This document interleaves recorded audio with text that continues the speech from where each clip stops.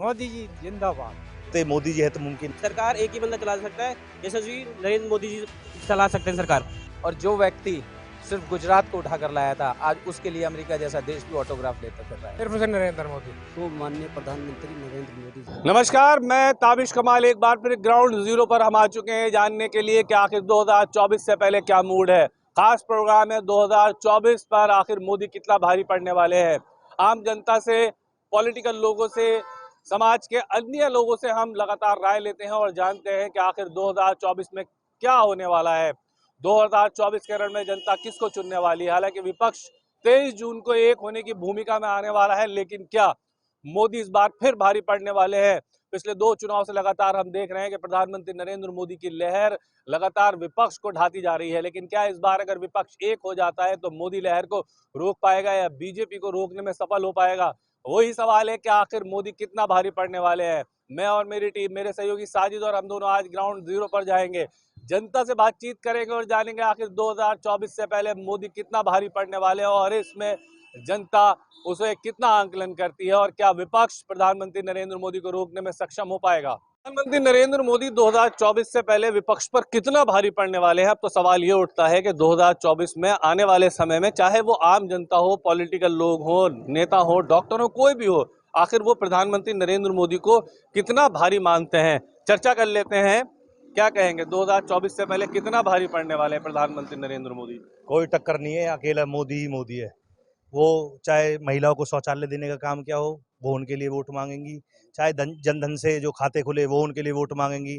चाहे स्वनिधि योजना से एमसीडी ने लोन दिया हो, वो उनके लिए वोट मांगेंगी। पहले बैंक के पास लोग दर दर की टक्करें खाते थे, आज खुद बैंक आके घर लोन दे रहा था। मोदी जी है तो मुमकिन है।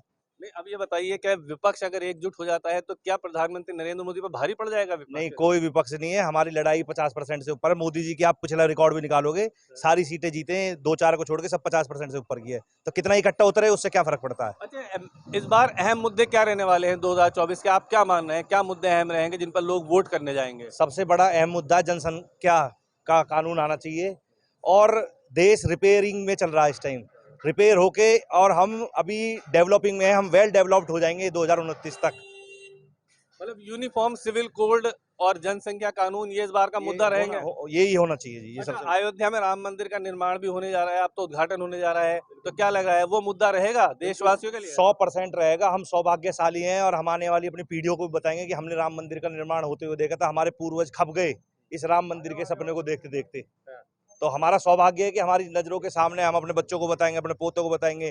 वो बताएंगे कि हमारे दादा ने राम मंदिर का निर्माण होते हुए उनके ही मतलब कार्यकाल के, जब वो कमर्शियल लाइफ जी रहे थे, अपनी प्रोफेशनल लाइफ जी रहे थे, उन्हीं के जीवन काल में मंदिर का निर्माण हुआ और इसका सीधा सीधा से मोदी जी को जाता है। मोदी जी को जाता है। चलिए, क्या नाम है आपका? मोहम्मद इरशाद नाम है। इरशाद, मोहम्मद इरशाद, क्या कहेंगे प्रधानमंत्री नरेंद्र मोदी कितना भारी पड़ने जा रहे हैं इस बार? कोई नहीं है टक्कर में जी।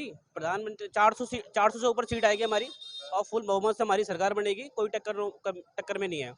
प्रधानमंत्री ने वो काम करा है जो 70 साल में कभी ना हुआ। पहले बैंक के पास जाते थे, लोग डरते थे, बैंक आज हमारे पास आती है। और आप बगल में ही चले जाइए, कालका जी में 3024 प्रधानमंत्री के नेतृत्व में फ्लैट दिए गए, जहाँ झुकी जहाँ झुकी जहाँ उसकी मकान दिए गए, जहाँ झुकी वही मकान दिए, उसके तहत मकान दिए गए और किसी सरकार ने ऐसा ना करा। मतलब आप ये बताइए, जैसे अगर ये समूचा विपक्ष है, राहुल गांधी, ममता बनर्जी, केजरीवाल, अगर ये एक हो जाएंगे तो क्या मोदी जी को रोक पाएंगे? जी देखो, कोई ना टक्कर में 400 सीट आएंगी और हम फुल बहुमत से सरकार बना रहे हैं। ये जो विपक्ष आरोप लगा रहा है कि महंगाई है, बेरोजगारी है, क्या ये चलेगा इस बार? देखिए, कुछ नहीं चलना जाने, ये डिप्लोमेसीबाजी है, ठीक है जी। और ये डिप्लोमेसीबाजी करते हैं और इनके बस की नहीं है सरकार चलाना। सरकार एक ही बंदा चला सकता है, यशस्वी नरेंद्र मोदी जी चला सकते हैं सरकार। चलिए, क्या नाम है सर आपका? सुंदर धारीवाल नाम है। क्या कहेंगे सुंदर जी, इस बार 2024 प्रधानमंत्री नरेंद्र मोदी कितना भारी पड़ने वाले हैं? भारी तो इसी चीज से देख सकते हैं कि एक शक्तिशाली देश का राष्ट्रपति आकर उनसे अपना ऑटोग्राफ मांगता है, तो ये बहुत बड़ी शक्ति है हमारे देश के लिए। गौरव है हमारे देश का कि कहाँ तो उनको अमेरिका जाने के लिए उनके पासपोर्ट को रोका जाता था, कहाँ तो विकास के नाम पर जो आज पार्टी कहती थी हम विकास करते हैं, वो पार्टी जमानत पर घूम रही है। और जो व्यक्ति सिर्फ गुजरात को उठाकर लाया था, आज उसके लिए अमेरिका जैसा देश भी ऑटोग्राफ लेते फिर रहा है। अरे मतलब ये आपको लगता है कि आम जनता समझेगी इस बात को कि राष्ट्रपति के एक राष्ट्रपति पैर छू रहा है, प्रधानमंत्री के एक राष्ट्रपति ने पैर छुए, किसी ने ऑटोग्राफ मांगे, किसी ने बॉस कहा, ये जनता को प्रभावित करने वाले मुद्दे लगते हैं आपको?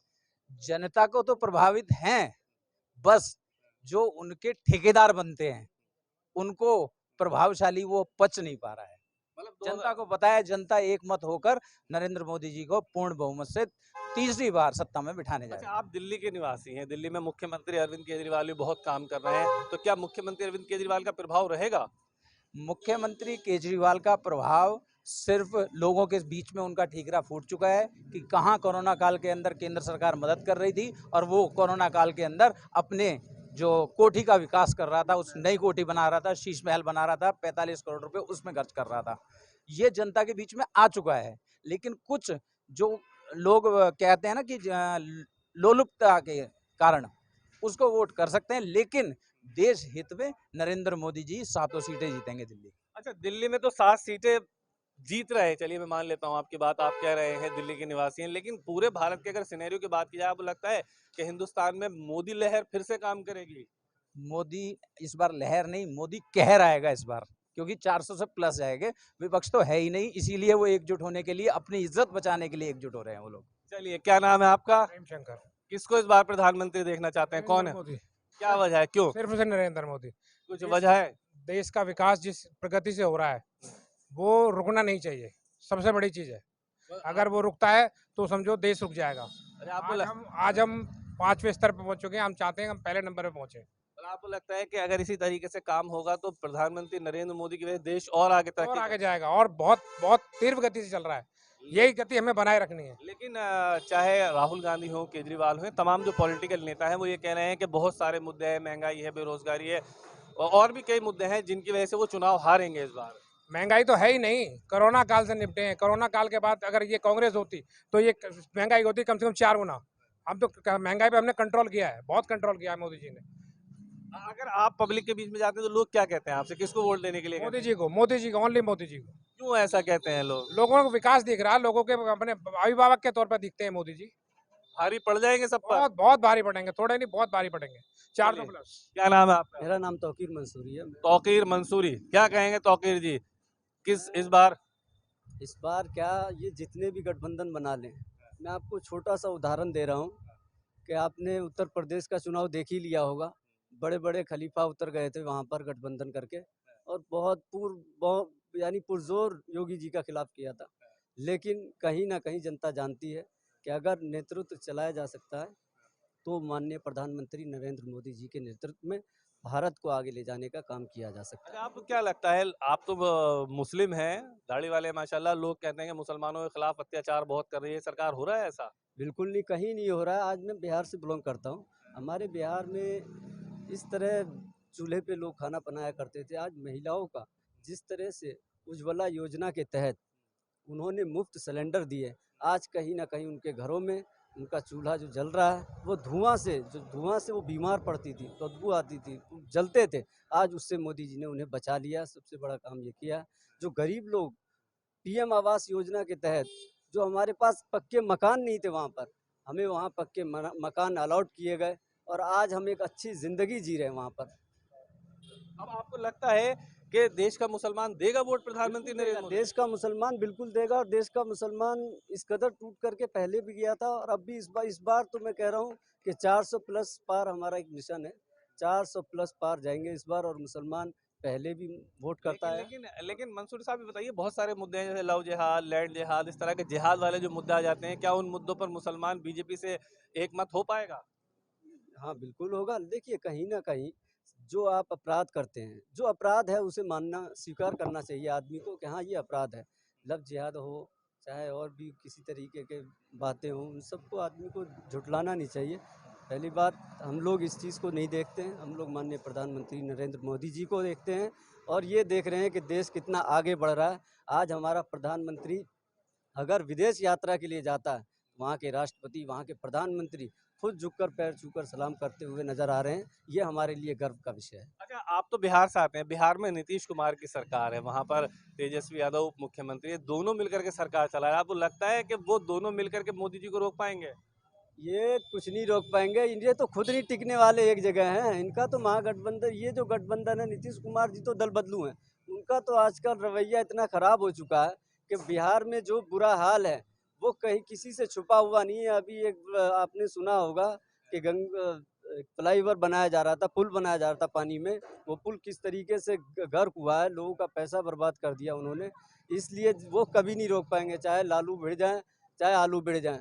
हमारे माननीय प्रधानमंत्री जी इस बार 400 प्लस पार आने वाले हैं, ये पूरा आने वाले हैं तो हैं। चलिए, ये बात कही आपने। क्या नाम है आपका सर? राम बाबू। क्या कहेंगे राम जी? क्या आपका नाम में तो खैर खुद ही राम है, तो क्या कहेंगे? अयोध्या में राम मंदिर मिल रहा है, राम जी क्या कहेंगे, कैसे देख रहे हैं इसको? क्या मोदी पर भारी पड़ने वाला है कोई? सर नहीं, सवाल ही नहीं होता है। ये तो चोर चोर मौसेरे भाई सब इकट्ठे होके मतलब लात घुसा होगा बाद में, तो ये कहाँ टिक पाएंगे मोदी जी के साथ में? सामने ही नहीं टिक पाएंगे जी। 2024 में क्या 100% मोदी जी जिंदाबाद। मोदी तो जिंदाबाद है, लेकिन मुद्दे क्या मानते हैं आप? नहीं, मुद्दे कुछ भी ले लो, ये चोरों की सरकार इकट्ठे करे कहाँ सामना कर पाएंगे? मान लो सारे बैक रिकॉर्ड से लेके अभी तक 60 साल से लेके अभी तक चोर बाजारी हो रही और घूसखोरी हो रही। ये क्या इनको ये पैर से टेक ही नहीं पाएंगे, खुद ही वो गड्ढे में घुस जाएंगे जो सामने आएगा। सवाल ये है, एक सवाल है कि इस बार जैसे महंगाई है, बेरोजगारी है। सर चोरों के लिए महंगाई है। अभी अभी कितना पे बढ़ गया है। हम मजदूरी करने जा रहे हैं, 5 रुपए मिल रहे, पहले कितने मिलते थे? 100-200। उसमें अभी 500 मिल रहे। जो आदमी 2-4 दिन खाएगा, एक दिन कमाएगा, तो पहले कितना खा रहा था बताओ? घर का खर्च नहीं चला पा रहा था बैक रिकॉर्ड में। आज की डेट में पे भी बढ़िया है और मजदूरी भी बढ़िया है। 1000 रुपया मेसन जो ईंट का काम करता है वो लेता है। इतना मिल रहा था क्या पहले से? अभी मिल रहा है जो मोदी के राज में। तो आप मानते हैं कि 2024 में मोदी की काट नहीं आएगी? 100% कोई टिक ही नहीं पाएगा। चोर कहाँ टिक पाते हैं बताइए? चोर को तो भागने का रास्ता चाहिए कि मैं किधर से निकलूं। अभी इकट्ठे होके आए, ठीक है, किसी को लूटने, कहाँ लूट? जहाँ एक आवाज हुई टहां सब भाग गए। चलिए, यानी कि 2024 में कह रहे हैं कि मोदी पर कोई, यानी कि जिस तरह से अभी लहर है उससे ऐसा लगता है कि देश के अंदर अभी प्रधानमंत्री नरेंद्र मोदी का लोगों के बीच में क्रेज है, लेकिन ये तो वक्त बताएगा कितना क्रेज है। कुछ कह रहे थे? मैं ये कह रहा था कि माननीय प्रधानमंत्री नरेंद्र मोदी जी ने कोई ऐसा मुद्दा छोड़ा ही नहीं कि जिस पर विपक्ष भारी पड़ सकता है। माननीय प्रधानमंत्री नरेंद्र मोदी जी ने राम मंदिर जैसे विवाद जैसे लोग करते आ रहे थे आज से, उसको ख़त्म करके माननीय प्रधानमंत्री मोदी जी ने समुदाय को लेकर के, जो 2 समुदाय में लड़ाइयाँ चल रही थी, उसमें भाईचारा और प्रेम बनाने का काम किया है। उसका हम बहुत तहे दिल से सम्मान करते हैं। और माननीय प्रधानमंत्री जी ने धारा 370 335 से 35 से ये सब खत्म करके, जो सरकारें खत्म नहीं करने में सोचती थी कि कैसे खत्म होगा, आज पता लग गया। वो महबूबा मुफ्ती कहा करती थी कि अगर तिरंगे को कंधा देने वाला नहीं मिलेगा, आज पता लग रहा है ना, हम जमीनें खरीद रहे हैं वहाँ पर, अब कैसा लग रहा होगा। तो ये सौभाग्य हमें जो प्राप्त हुआ है वो माननीय प्रधानमंत्री नरेंद्र मोदी जी के नेतृत्व में प्राप्त हुआ है। इसलिए माननीय प्रधानमंत्री नरेंद्र मोदी जी को बहुत बहुत धन्यवाद, बहुत बहुत शुक्रिया। आप भी बिहार से ही हैं? नहीं, मैं दिल्ली से हूँ प्रॉपर। तो दिल्ली से प्रॉपर हैं, तो दिल्ली में क्या हालात आपको लग रहे हैं? दिल्ली में जी बहुत बेड़ा गर्क हो रखा है जब से अरविंद केजरीवाल मुख्यमंत्री बने हैं। और लोकपाल बिल तो मेरे को समझ नहीं आ रहा कौन से उन्होंने तिजोरी में रखा है। वो लोकपाल बिल अभी तक नहीं आया। और लोग ये फ्री बिजली, फ्री पानी जो मिल रहा है, ये 2024 के आने वाले लोकसभा चुनाव में असर डालेगा कुछ? देखो जी, लॉलीपॉप तो हर कोई देता है। केजरीवाल लॉलीपॉप दे रहा है, वो कुछ जमीनी स्तर पे कुछ नहीं है। लोगों के बिल आ रहे हैं और लोग बिल भर रहे हैं। और फ्री की जो चीज़ होती है वो बहुत गंदी चीज़ होती है। शराब एक बार दोस्त ऑफर करता है, दूसरी बार वो बिगड़ जाता है। तो फ्री की चीज़ के चक्कर में नहीं पड़ना चाहिए, देश हित में चलना चाहिए, देश के विकास के लिए चलना चाहिए। और फ्री की चीज़ बहुत बेकार होती है। जैसे दिल्ली में शराब के ठेके इसने खोले थे और वो फ्री में ही उसने एक के साथ एक दिया था। और लोग 15-15 साल के बच्चे शराब लेने जा रहे थे। तो इसने दिल्ली का बेड़ा गर्क करा, शराब की नगरी बनाई दिल्ली को। इसमें बीजेपी की मेन भूमिका रही कि उन्होंने शराब के जो वापस कराए, और इसीलिए ये दिल्ली में नहीं टिकेगा। चलिए, यानी कि अपना अपना मत है, अपनी अपनी मर्जी है। कहीं पर लोग राहुल गांधी को पसंद करते हैं, कहीं केजरीवाल को, तो कहीं प्रधानमंत्री नरेंद्र मोदी को। ये बात भली भांति जानते हैं कि चूंकि विपक्ष में अभी एकता बनती हुई नजर नहीं आ रही, एक दूसरे पर आरोप प्रत्यारोप की राजनीति चल रही, तो जनता कहीं ना कहीं ये सोचकर भी कंफ्यूज है कि अगर वोट दे भी दिया जाए तो आखिर इनमें से प्रधानमंत्री पद का उम्मीदवार होगा कौन। तो और वो अगर वो उम्मीदवार हो भी जाता है तो वो मोदी पर कितना भारी पड़ेगा, सवाल तो यहाँ पर ये भी उठता है। बहरहाल 2024 में प्रधानमंत्री नरेंद्र मोदी पर कौन कितना भारी पड़ने वाला है ये तो वक्त बताएगा, लेकिन प्रधानमंत्री नरेंद्र मोदी इस वक्त फिलहाल जनता की पहली पसंद नजर आ रहे हैं और विपक्ष कहीं पर इतना ज्यादा मजबूर भारी पड़ता हुआ नजर नहीं आ रहा है। तो 2024 के इस खास पेशकश में हमने आपको दिखाया कि जनता ने आखिर क्या कहा। फिलहाल अगर परिस्थिति देखी जाए तो भले ही लोग अलग अलग पॉलिटिकल पार्टीज की बात कर रहे हो, लेकिन अभी भी जनता के सिर पर प्रधानमंत्री नरेंद्र मोदी का जो भूत है वो सवार है। कहा जा सकता है कि प्रधानमंत्री नरेंद्र मोदी को अभी अगर विपक्ष हल्के में ले रहा है तो वो नासमझी कर रहा है। 2024 से पहले भी अभी प्रधानमंत्री नरेंद्र मोदी ही कहीं ना कहीं भारी पड़ते हुए दिखाई दे रहे हैं। अब मुझे और मेरे सहयोगी साजिद को दीजिए इजाजत। आप देखते रहिए हमारा चैनल। नमस्कार।